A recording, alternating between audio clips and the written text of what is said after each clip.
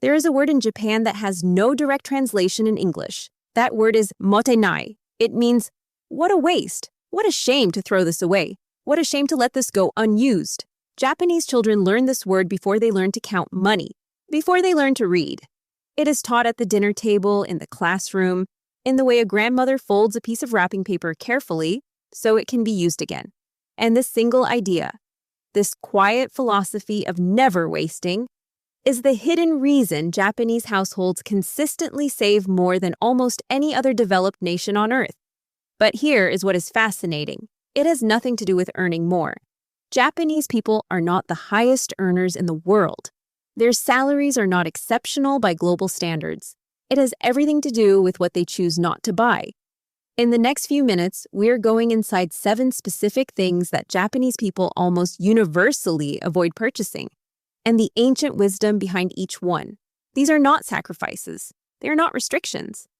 They are simply a different relationship with money, one that has been quietly building wealth in Japan for centuries. Number 1, a brand new car. The moment a new car leaves the dealership, it loses between 15 and 25% of its value within the first year alone. Not because anything broke, not because it stopped working, simply because it is no longer new. To a Japanese person raised on Mottainai, this is almost painful to think about. Money that evaporates the moment it is spent, they find it deeply, deeply wasteful. Instead, many budget-conscious Japanese people prefer used cars, often just 3 years old, available at a massive discount compared to their brand new equivalent. The car drives identically. It looks nearly identical, but the financial loss has already been absorbed by someone else. And this happens because of Japan's strict vehicle inspection system called Jeiken. It makes older cars so expensive to maintain that drivers trade them in while they are still in pristine condition. Frugal buyers exploit this system. They take care of that used car immaculately. In Japan, there's a deep respect for things that are well maintained. A used car that runs perfectly is not embarrassing in Japan. It is admirable. The result? Japanese households spend dramatically less on transportation over a lifetime and invest the difference quietly, consistently, and without announcement. Number 2, fast fashion. Japan has a concept called Monozukuri, the art of making things. But not just making things with care, with craftsmanship, with the deliberate intention that what is made will last. Walk into a traditional Japanese clothing store, and you will notice something immediately. There is less, far less than a Western store, but every item is considered. Every fabric is chosen, every stitch is intentional. The average Japanese person owns significantly fewer clothes than their Western counterpart. Studies suggest the average American owns around 100 items of clothing. The average Japanese person, closer to 30. But here's the key. Every item they own is high quality, well-maintained, worn for years, not seasons. They spend more per item and far, far less overall. There is also the practice of boro, the ancient Japanese art of repairing and patching clothing rather than discarding it. A jacket with a carefully repaired elbow is not a sign of poverty in Japan. It is a sign of respect for the object. Fast fashion, buy cheaply, wear twice, throw away, is almost philosophically incompatible with Japanese values. It is the opposite of Mottainai in every way. Number 3, the latest smartphone and gadgets. Here is the irony. Japan is one of the world's leading technology producers. Sony, Panasonic, Canon, Fujitsu.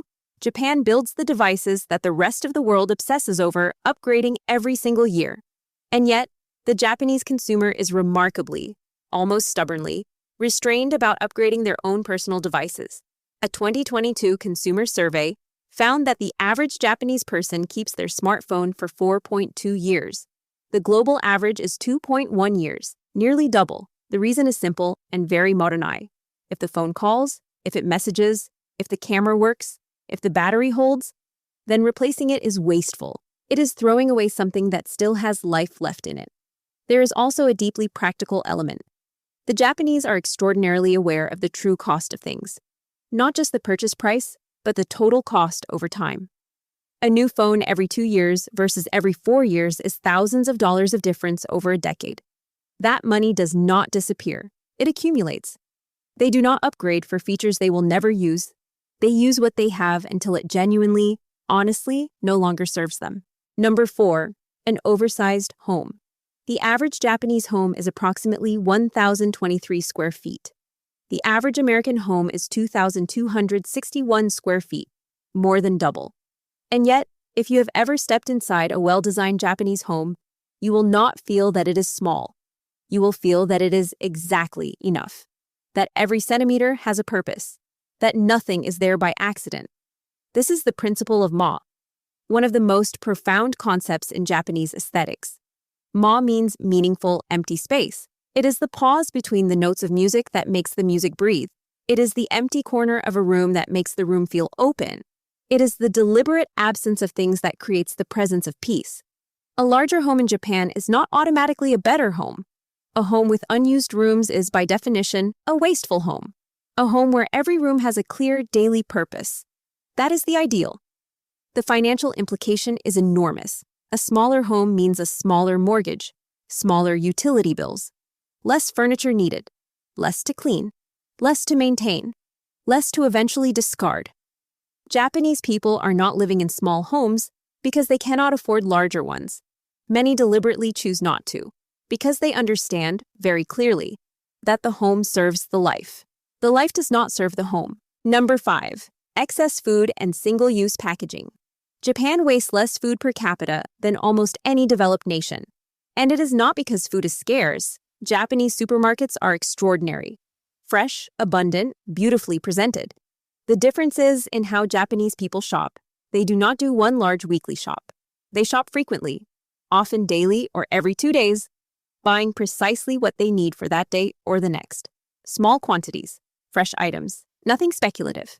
There is even a Japanese shopping philosophy, ichiju sansai, meaning 1 soup, 3 sides. Every meal is planned with intention. A specific soup, 3 specific accompanying dishes. Nothing more, nothing less. The shopping list mirrors the meal plan exactly. The result is almost zero food waste. What is bought is eaten. What is eaten is enjoyed fully. Nothing sits forgotten at the back of a refrigerator until it must be thrown away. And the financial saving over a year, across a household that wastes almost nothing versus one that wastes 30% of what it buys, is extraordinary. Mottainai, again. What a shame to waste this food. What a shame for this to go uneaten. Number 6, unnecessary debt. Japan has a 120-year-old personal finance system that is unlike anything in the Western world. It is called Kakeibo. It was invented in 1904 by a woman named Hani Motoko, Japan's first female journalist. She created it as a simple household budgeting method that any family could use without training, without an accountant, without a bank. Kakeibo is devastatingly simple. At the beginning of every month, before spending a single yen, you sit down and answer 4 questions in a physical notebook. How much money do I have this month? How much would I like to save? How much am I spending? And on what? And how can I improve next month? That is it. No app, no algorithm, no complicated spreadsheet, just honest, deliberate monthly reflection on where the money actually goes. Studies have shown that consistent Kakeibo practitioners save an average of 35% more than those who do not use it. Not by earning more, by being genuinely, uncomfortably honest about the gap between what they spend and what they intended to spend. Japanese culture has a deep aversion to carrying consumer debt. Debt for things that do not appreciate in value. A home loan is understood. But borrowing money for a holiday, for a television, for clothes, this is seen as a profound failure of Mottainai. You are spending tomorrow's money on today's impulse, and that is a waste of the future. Number 7. Status symbols bought for other people's approval. This is perhaps the most quietly radical of all 7. In most Western consumer cultures, spending is often performative. The car in the driveway, the brand on the handbag, the watch on the wrist, the holiday posted online. These are purchases made not just for personal enjoyment, but to signal something to other people. To say, I have arrived, I am successful, I am worth noticing. Japanese culture has a very different relationship with this. There is a philosophy called Wabi-Sabi, the profound beauty of things that are imperfect, impermanent, and incomplete. Under Wabi-Sabi, a tea bowl with a repaired crack, filled with gold in a process called Kintsugi, is more beautiful than a perfect bowl. Because it carries a story. Because it has survived. A worn jacket that has seen 10 years of daily life carries more quiet dignity than a new jacket bought last week to impress someone at a dinner party. And there is another concept, haji, the Japanese sense of shame around excess display.